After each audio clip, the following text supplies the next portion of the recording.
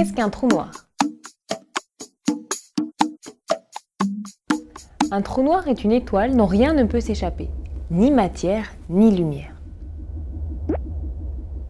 Ce qui nous retient à la surface de la Terre, c'est la force de gravitation.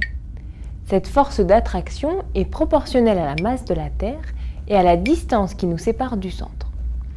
Pour quitter la Terre ou tout autre astre, il suffit d'acquérir ce que l'on appelle la vitesse de libération. Cette vitesse ne dépend que de la masse de l'astre sur lequel on se trouve et la distance par rapport au centre de l'astre.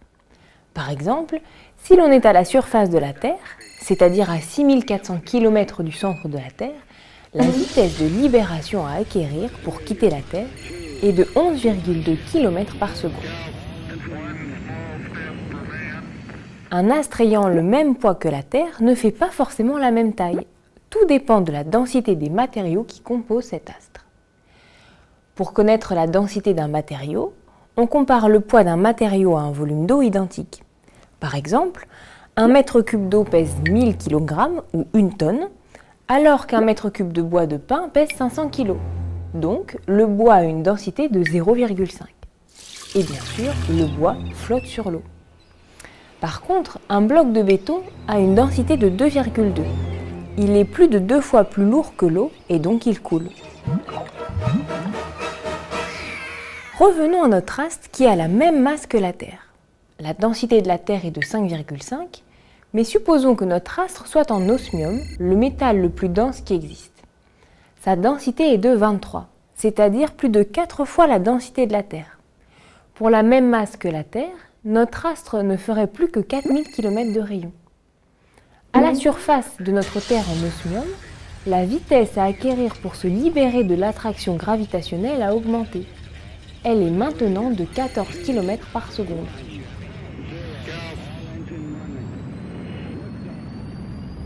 On a dit que les trous noirs sont des étoiles. Et les étoiles sont constituées essentiellement de gaz, plus précisément d'hydrogène et d'hélium. À la surface de la Terre, les gaz ont une densité très faible. Par exemple, l'air a une densité 1000 fois plus faible que l'eau.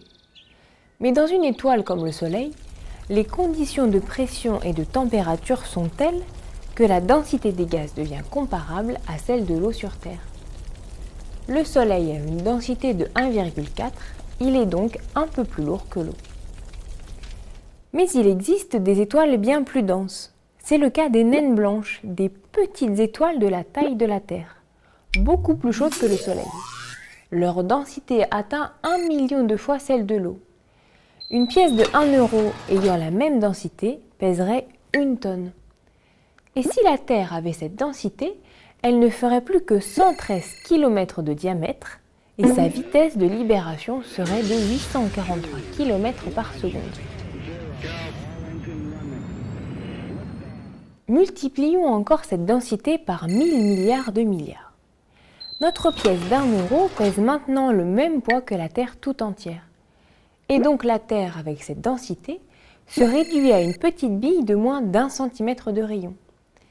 La vitesse de libération atteint maintenant 300 000 km par seconde, c'est-à-dire la vitesse de la lumière. Or, la physique nous dit que cette vitesse ne peut être dépassée. Toute matière qui se pose à la surface de notre astre est donc définitivement piégée. Même la lumière émise à la surface de cet astre finit par retomber. L'astre apparaît donc complètement noir puisque rien n'en sort. C'est un trou noir.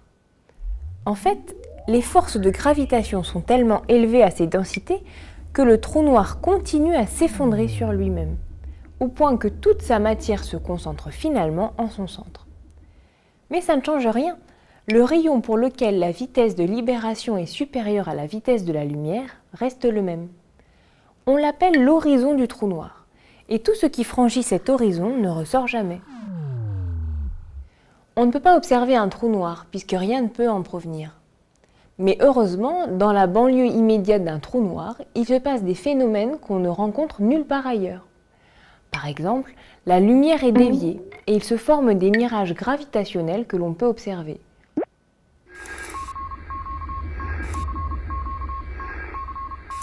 Ou encore, la matière, avant d'être avalée par le trou noir, émet des rayons X que l'on peut détecter.